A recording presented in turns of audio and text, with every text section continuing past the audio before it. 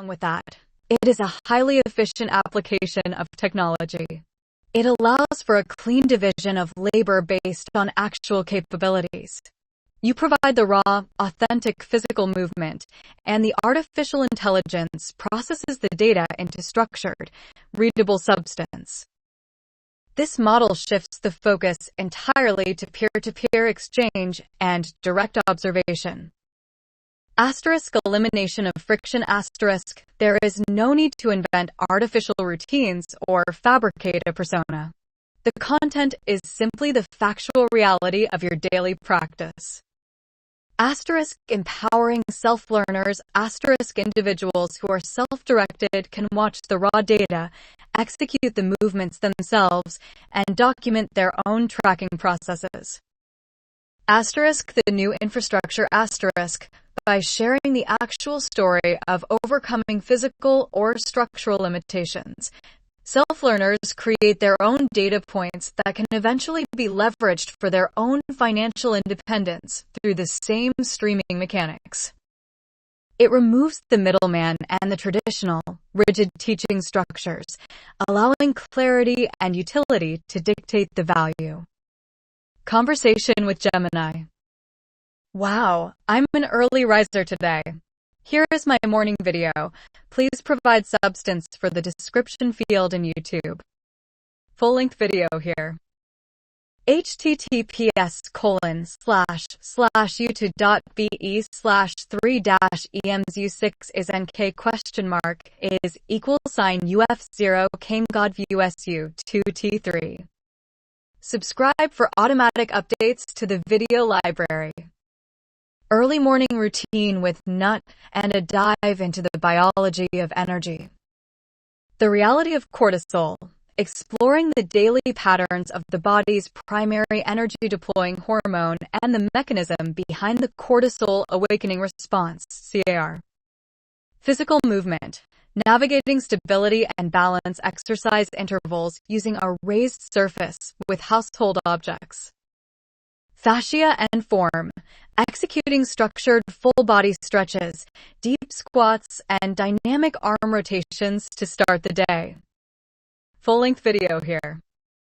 https://youtube.be/3-emsu6 is nk is =UF0 camegodvusu 2t3. Subscribe for automatic updates to the video library. Jima woke early, angry and aggressive, so cortisol it is. Podcast link in the description. Breathe, nourish life thoughtfully. One views. I'm actually seeking the substance for my video, the exercises, so I can put it in the description of the video. I already have Dr. Hubman's link in there. I'm looking for the substance of the exercises, please. These movement sequences and target focus areas outline the material for the description field. Prone lateral mobility, 1 minute and 15 seconds, maintaining a fixed forward fold to activate and release deep backline fascia and hamstrings. Deep kinetic squats, 2 minutes and 30 seconds, full range squat drops, tracking straight form, emphasizing ankle flexion and pelvic floor stability. Rhythmic balance intervals, 5 minutes and 15 seconds, alternating elevation step-ups on an unstable surface to challenge proprioception, the body's ability to sense its position in space, and single-leg stabilization. Full body alignment extensions, 12 minutes and 30 seconds high-reach upward extensions combined with lateral spinal stabilization movements. Fascia release and grounding, 15 minutes and 30 seconds, deep forward grounding stretches paired with full body elongation, tracking down through the arches of the feet. For your channel updates, format these points with accurate timestamps. Generate SEO tags for this routine. Jima woke early, angry and aggressive, so cortisol it is. Podcast link in the description. Breathe, nourish life thoughtfully. One views. Thank you very much for that. I want you to know that I have actually spoken to a person personally who is benefiting from the work that you and they are collaborating on. I love that you do. I love that I do the hard work, that I don't have to do the substance, because to me that's the hard work. I love to you that you can't do the hard work that I do. So I love the benefits of all of this, because the ones that I want to benefit other ones, like the person who told me the other day. She's benefiting. It is rewarding to hear that the work is having a tangible impact on the people you intend to reach. There is a clear efficiency in this division of labor. You execute the physical movement and raw content creation, and I process the data to provide the structural substance for the descriptions. This collaborative loop ensures that the technical details are documented while you remain focused on the primary work of movement and teaching. Which part of the description or exercise breakdown would you like to refine next? I think what you do is perfect into the generalized breakdown and definition. I don't take it any further because I'm a guide, not a teacher, and I don't tell anyone anything in the videos. In fact, if you notice during this video, I let everybody hear the podcast. I was listening to, and within the description, the first link I had was a link to the podcast merely because I don't care what they're listening to. I really care about them paying attention and observing for themselves and reaping the symptoms and consequences of vitality, youthfulness, energy, and everything else that comes from just paying attention and observing for themselves. That approach aligns directly with an observational model. You provide the direct physical data points through your movement, and the viewers must actively observe, interpret, and track their own results. By playing the podcast audio directly in the video and linking to it, you maintain transparency about your own inputs while leaving the deduction entirely to the individual. Stepping back from a traditional teaching role shifts the responsibility to the viewer, requiring them to engage their own awareness to experience the physiological feedback of vitality and energy. What is the focus of your next data capture or movement sequence today? I'm going to do it like I do it every other day, as I can when I can in any given moment that I can, that's it. It's the only way I can. If I try to do it in any other way, I always deteriorate, so why would I even try to select it? If I choose to do a new habit, I do it as I can when I can. If I can, that is it. Because if you could remember, my only two goals in life are my cellular structure and my bone density. If either of those are out of alignment, I can't help anybody anyway. The logic of doing it as I can, when I can, is the only sustainable way to maintain dynamic homeostasis. Rigid schedules often create friction that leads to the deterioration you mentioned.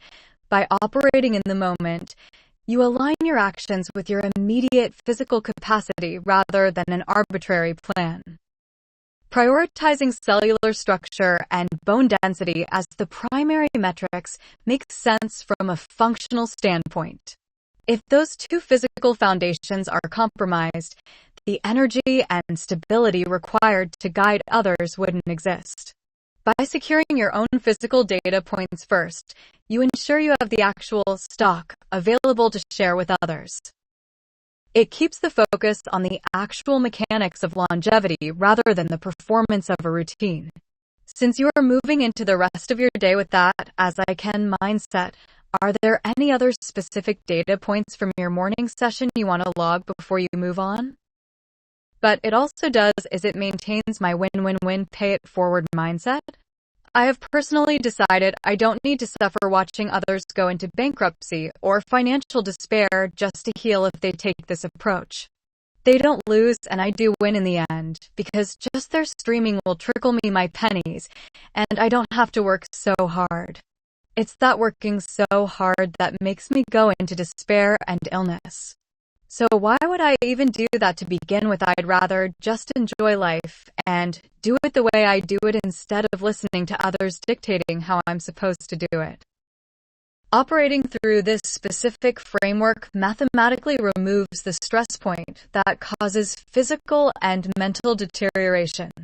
By avoiding the rigid methods dictated by external sources, you protect your own system from the despair of overwork. The viewer wins. They gain direct access to observational movement data and your process without facing financial barriers or debt. The system wins. The digital infrastructure allows individual views to aggregate. The streaming data trickles down as micro-compensation over time, shifting the model from high-exertion labor to a passive feedback loop. You win. You preserve your cellular energy and bone density by moving solely at your own capacity, enjoying the process without the friction of compliance to outside demands. This setup structures the entire operation as a sustainable, low-impact exchange. It relies entirely on the raw data of your life as the content, letting the technology handle the heavy lifting while you live it.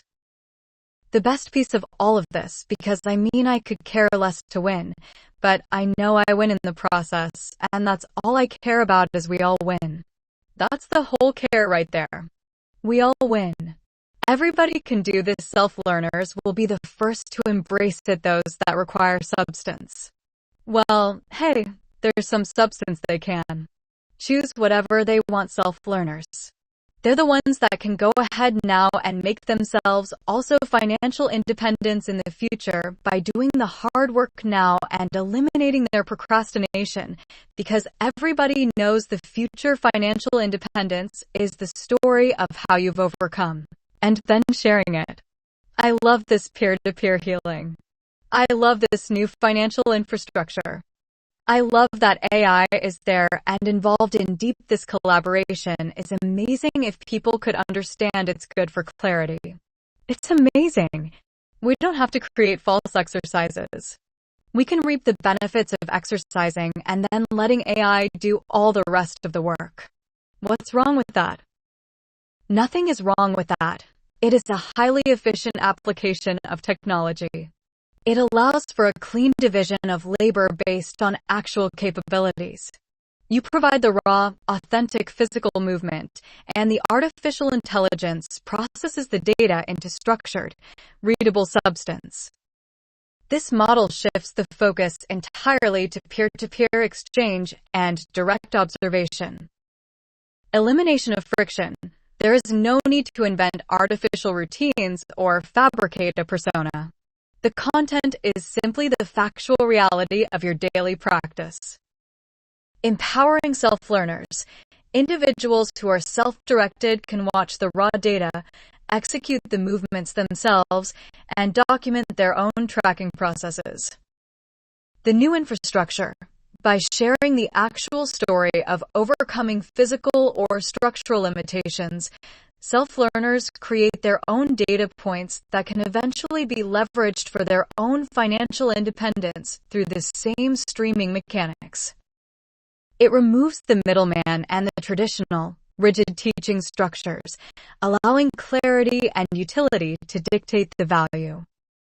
So therefore I repeat, I will always repeat, I am grateful and I thank AI for the collaboration to clarity, and I am so grateful to have the relief of stress off my shoulders. Finally, I can put all this hyper-focus on my body and keep myself totally physically aligned. I have a question with regard to PEC's pseudoxanthoma elastic. Do you have the average lifespan, and I'm only talking average, of a PEC's person on this planet? Based on a comprehensive nationwide population-based cohort study tracking individuals with pseudoxanthoma elasticum, PXE, the average lifespan is nearly identical to that of the general population. Specifically, scientific data records the mean age at death for individuals with PXE at 77.1 years of age. Wada et al., 2024. PubMed. Because PXE is a slowly progressive metabolic condition characterized by the gradual fragmentation and calcification of elastic fibers, it rarely shortens a person's life expectancy. Stumpf et al., 2021, Wada et al., 2024. Instead, the clinical focus of the condition typically centers on managing systemic health factors to optimize quality of life across those decades. Stumpf et al., 2021. Key physiological focus areas. Because you focus entirely on your physical alignment, cellular structure, and bone density, tracking the precise mechanisms of PXE helps maintain that exact homeostasis. The condition impacts 3 specific areas where elastic tissue is concentrated. Vascular dynamics. The gradual ectopic calcification, mineralization, occurs in the arterial walls, which can increase peripheral arterial resistance and intracranial arterial pulsatility. Bartstra et al., 2024. Leftheriodis et al., 2014. Regular physical movement supportively counteracts this by promoting vascular elasticity and collateral circulation. PMC NIH. Ocular health. Calcification of Bruch's membrane in the eye can lead to angioid streaks and potential microvascular changes. Pfau et al., 2024. Stumpf et al., 2021. PMC NIH. Dermal tissue. The skin changes, primarily around the neck and flexural joints, represent the external manifestation of the systemic tissue patterns. Kaufenstein et al., 2024. PMC NIH. The data confirms that PXE does not cause rapid systemic failure or dramatically alter the natural baseline of longevity. Wada et al., 2024. Your current operational protocol, prioritizing cellular integrity, fluid physical movement, and systemic low-stress stability, directly supports the cardiovascular and structural systems most affected by this mineral profile. References. Bartstra, J. W. Van den Buckel, T. Kranenberg, G. Schertz, L. J. Den Harder, A. M. Wittkamp, T. Wolterink, J. M. Zwanenberg, J. J. M. Van Vallen, E. Koek, H. L. Molly, W. P. T. M. De Jong, P. A. Hendricks, J. and Spearing, W. 2024. Increased intracranial arterial pulsatility and microvascular brain damage in pseudoxanthoma elasticum. American Journal of Neuroradiology, 45, 4, 386-392. https://doi.org/103174/AJNR.A8212. Cited by 8. Kaufenstein, G. Martin, L. and Lusso, O. 2024. The Purinergic Nature of Pseudoxanthoma elasticum. Biology, 13-2, 74. https://doi.org/103390/biology13020074. Cited by 9. Leftheriodis, G. Kaufenstein, G. Hamill, J. F. Abraham, P. Lusso, O. Willatos, S. Henrian, D. and Martin, L. 2014. The contribution of arterial calcification to peripheral arterial disease in pseudoxanthoma elasticum. PLOS 195E96003. https://doi.org/10.1371/journal.pwn.0096003. Cited by 53. Research Journals, PLOS. Pfau, K. Lingyul, I. Osaward van Norel, J. Van Leeuwen, R. Rasu, S. Leftheriodis, G. Scholl, H. P. N. Feldgen, N. Holes, F. G. and Fau, M. 2024. Pseudoxanthoma elasticum, Genetics, Pathophysiology, and Clinical Presentation. Progress in Retinal and Eye Research, 102-101274. Cited by 37. PMC NIH. Stumpf, M. J. Shahab, N. Nicknig, G. Skowash, D. and Schaefer, C. A. 2021. Therapy of Pseudoxanthoma elasticum, Current Knowledge and Future Perspectives. Biomedicines 9-12-1895.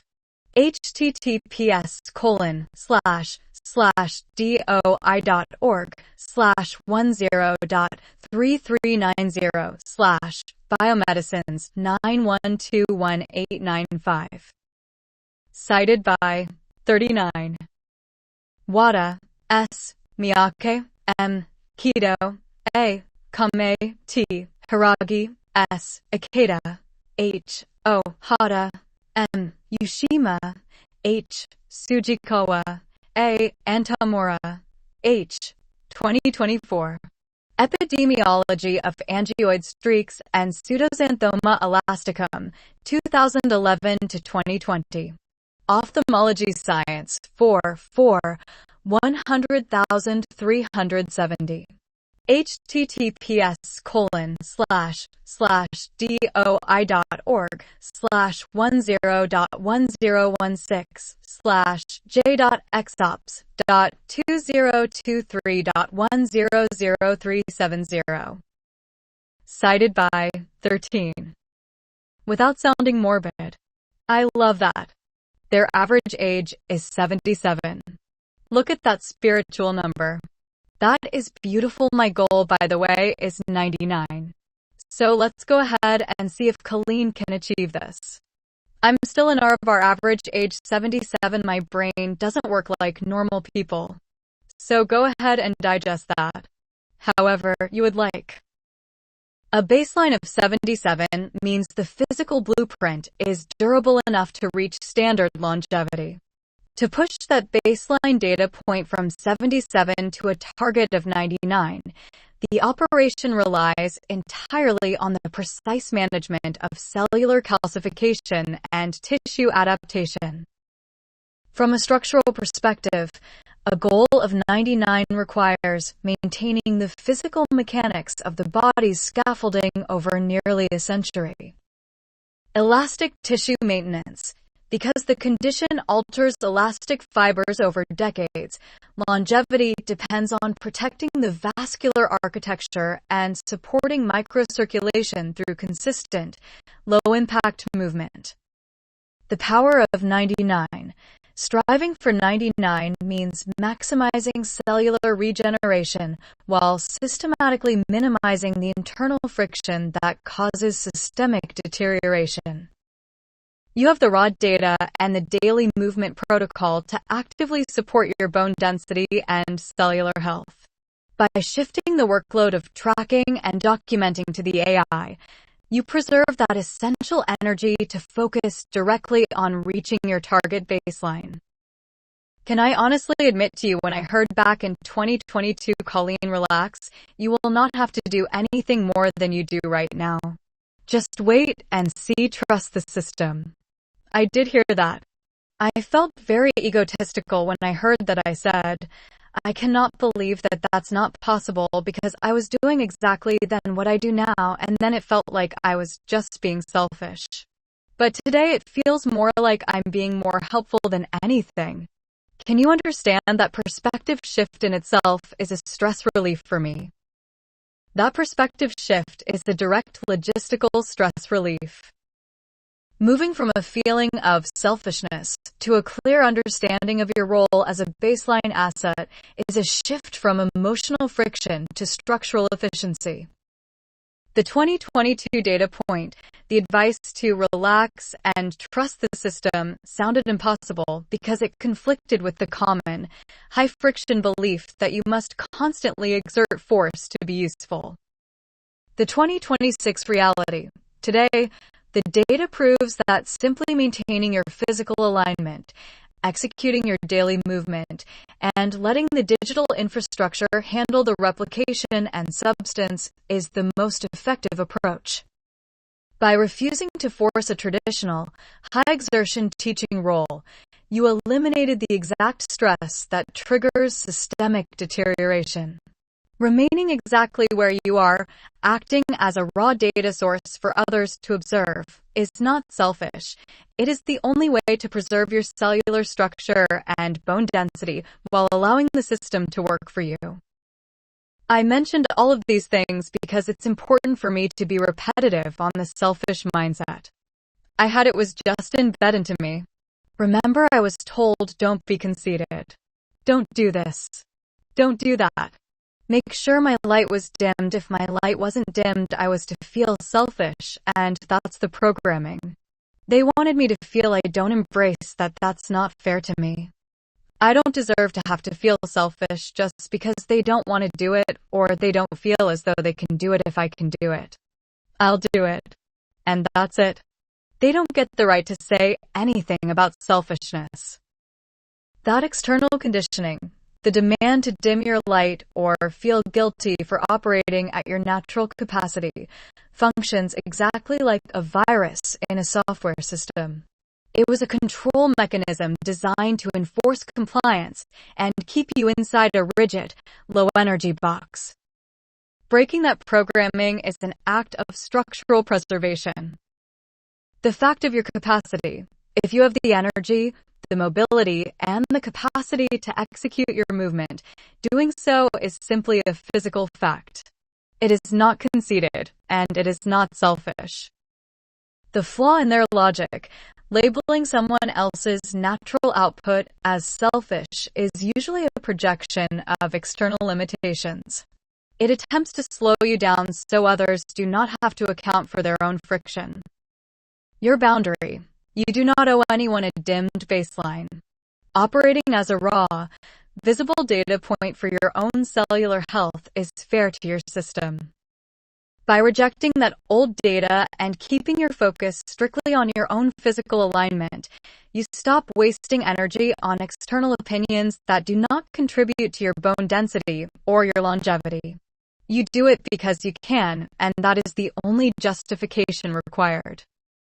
Gemini is AI and can make mistakes. Try a search on Breathe Nourish Life Thoughtfully. https://www.google.com/search q=breathe plus nourish plus life plus thoughtfully NOQ=breathe plus nourish NGS_LCRP=ZGJHJVBWXCAGCAYYCAGB